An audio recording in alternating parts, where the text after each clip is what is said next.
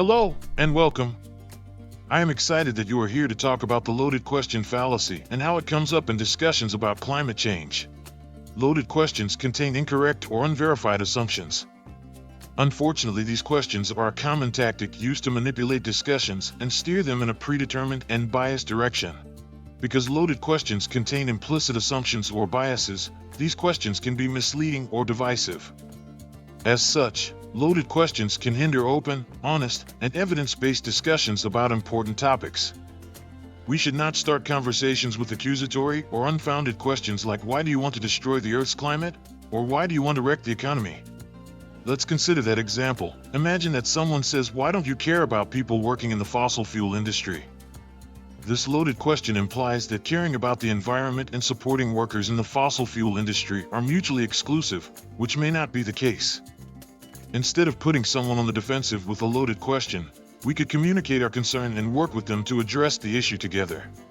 So, how can we respond when faced with a loaded question like this in discussions about climate change? First, we must identify the underlying assumption or bias embedded within the question. For example, the assumption could be that someone can only support the environment or the economy. Second, reframe the discussion to highlight the complexities of the issue. Highlight that the policy proposals around climate change are multifaceted, and that people could develop compromises that help the workers in the industry. For example, the financial investment in green technology could be prioritized for those workers, or someone could propose that those workers receive free education or job training.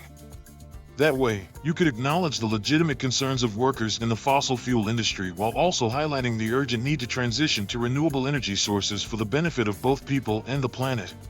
Third, don't be afraid to address the loaded nature of the question explicitly. Politely but firmly point out the assumption or bias and redirect the conversation towards a more productive dialogue. You could even send them a link to this video.